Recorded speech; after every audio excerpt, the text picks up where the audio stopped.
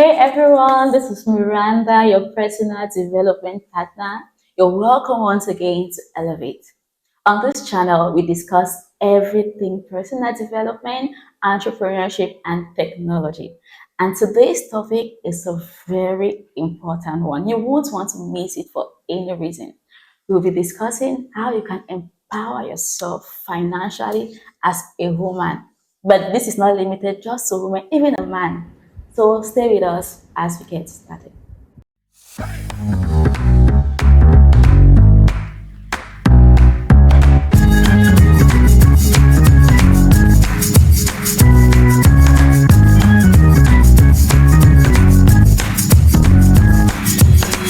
Welcome once again to Elevate with Miranda. As you know, financial empowerment is a very important topic for everyone, especially for women who often face different challenges when it comes to finances. And today, we are so fortunate to have with us a seasoned financial analyst.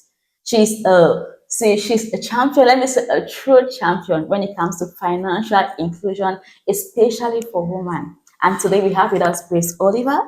As I said, Grace Oliver is a financial analyst. She's the head of sales at ProConnect Pay.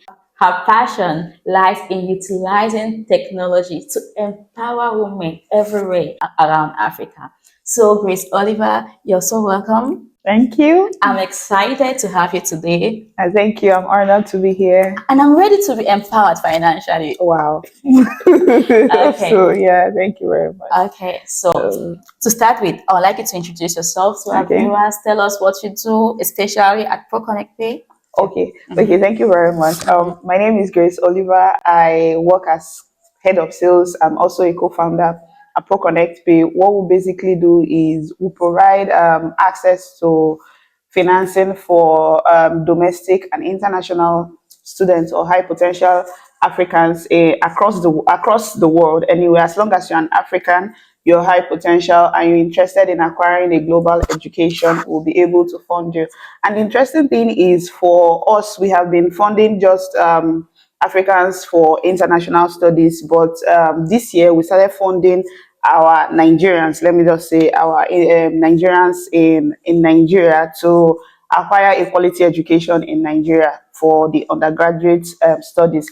So I function as head of sales in Nigeria, in Accra, Ghana. We also have some representatives in Uganda. We have a representative in Liberia as well. So that's basically what I do in ProConnect Pay. Yeah. Oh, thank you so much. Thank you. And now let's get into our topic proper. Okay. So, what are some of the challenges? I know you have, I don't know, your education, maybe is it in finance or something? Okay, so because of the context of what I do now, sometimes I get to skip that part. Okay. So I'm actually a financial analyst.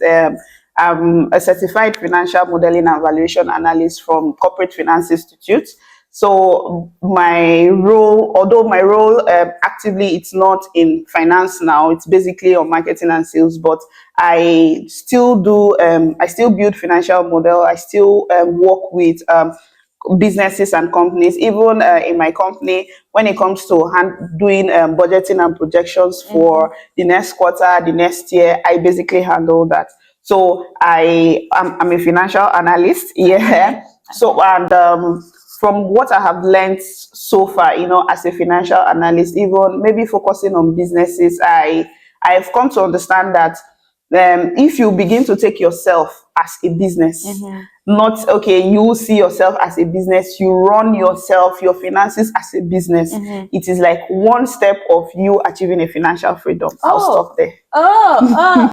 So she's just tickling us. Yeah. So you should see yourself as a business as first. A business, yes. Okay. So I wanted to ask you, what are some of the challenges? Maybe that answered the question partly. People don't see themselves as businesses, right? Yeah. But now, talking about women, what are the challenges you've observed that women go through when it comes to having financial confidence? Okay. When it comes to financial confidence, I would say, first of all, I think is the opposite, which is self-doubt, because having financial confidence or financial security or financial independence, you first of all, you need to do more Okay. Yes, you will need to do more than what your level is, because if at a particular time you are still struggling financially, it means you are not doing more. Do you understand? Or you are not doing the right things. So first of all, I think it's self-doubt, because most times you might feel that, oh, maybe I'm not qualified to do this particular thing I want to do. Maybe I have this interest or into this particular kind of business, but I don't think I have the right resources. I don't think I'm the best person to do that. Do you understand? And so those things tend to limit us. It happens to everyone. It happens to the best of us. Do you Okay. understand? So Yeah. it's not just, oh, I have gone out of it. Every day when you see a woman out there that is pushing herself, it's not like she doesn't have that self-doubt at some point. Do you understand? She does, but she has learned how to silence that voice. Do you understand? Okay. And then push forward. So it's always important that you learn how to silence that self-doubt. Don't make it bigger than what it is. Okay. Do you understand? So that's like the first step. And another step I would say is getting the right knowledge. Do you understand? Yeah. Getting the right knowledge, doing a lot of research on financial, how to move from this stage to this stage, because it's actually in stages. So getting the right knowledge. Okay, Yeah, since you've spoken about getting the right right knowledge, knowledge. so especially when it comes to finances, so Yeah. what resources, how can they, because there are just so many articles on YouTube, online, so how can the women, how can people, even men, how can they go to the right sources to get the right knowledge? Okay. So I'm going to use an employee as a case study, because it Okay. happens more to an employee. It's actually um, sometimes, I won't say harder. Do you understand?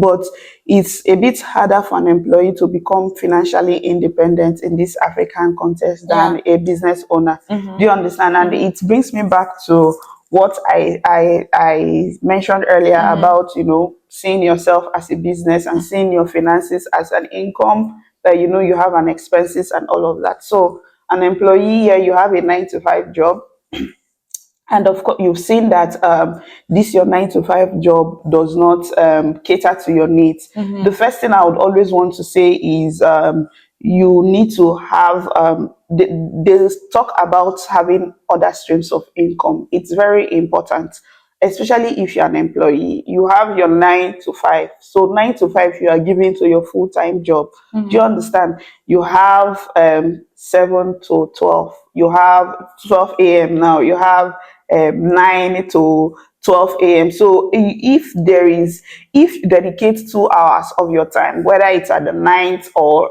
very early in the morning, depending on you, maybe you are the kind of person that wakes up very early in the morning, or you're the kind of person that, you go to bed late. If you dedicate, I know you are tired, you want to rest, you want to watch, you want to see a movie and all of that. If you dedicate 1 to 2 hours, building something, either learning something that you can offer to provide more value. Do you understand? It matters a lot. Do you get? So that you can also start getting residual income. Yeah. Then you begin to see like I mentioned earlier, you see yourself as a business. How do I become more productive as a person?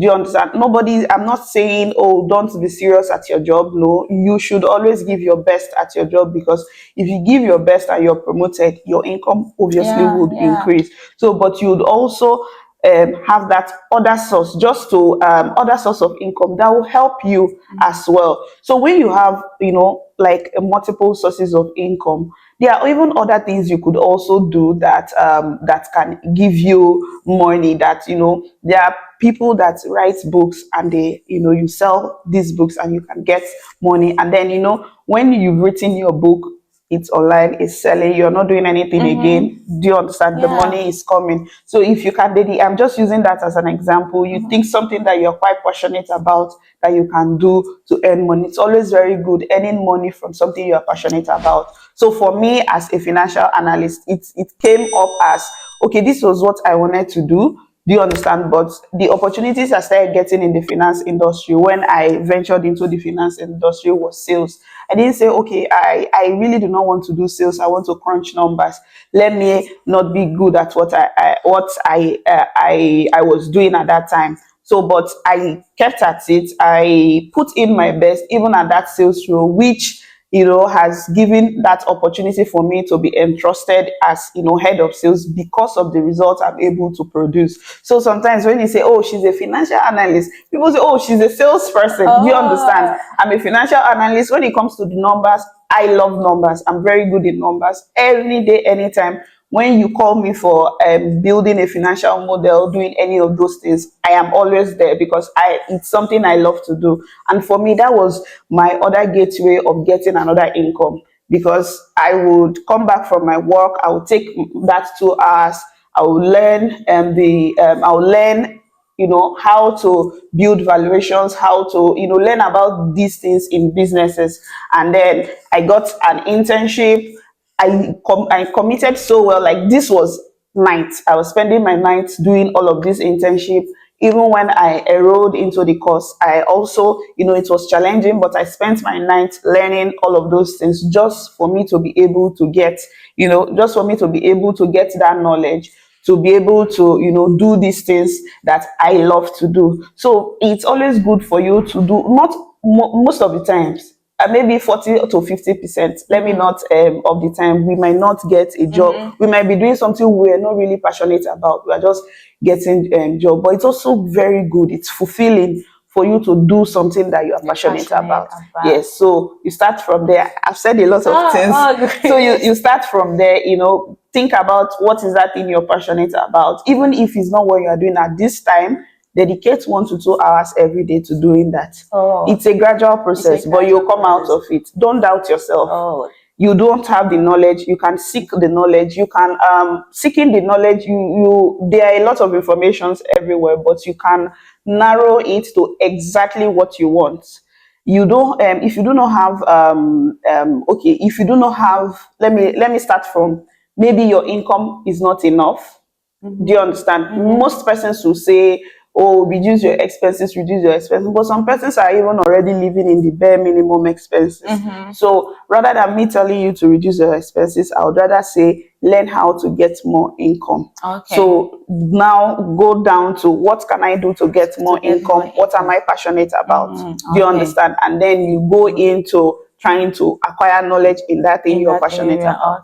Yes. So I think the funny thing is, a lot of us, we are so talented in different areas. You see people who can sing very well, but there's a means you can use your voice to get money. That means making your passion pay for you, right? So even in cooking, doing so many things, I've seen people making a lot of income just doing cooking videos on YouTube, all of those things. So you can see how to monetize your passion. There are a lot of resources. And I also like the fact, the one thing that stuck in my head since you came was, you said we should learn to live as a business or something. See yourself as a business. See yourself as a business. Income. Which means that being accountable, that's one thing, right? Because for a business, you don't just spend anyhow. Every money you spend, you're accountable for it. And there's a goal you have to achieve with that money. So I know we are running out of time, but if you're enjoying this so far, make sure you leave this video a like and subscribe to this channel. Now, let's talk about debt management. I see many people, for example, they'll borrow money. First of all, I don't know if it's because they want to live above their means, or at times it's just because you have needs. You borrow money to take care of a need, and then to pay back, you have to borrow from somewhere else and then pay back. Then you borrow from somewhere else and pay back. So now, I hope with your expertise, I'd like you to tell us, how can we, as a woman or anybody, how can we manage this debt? Okay.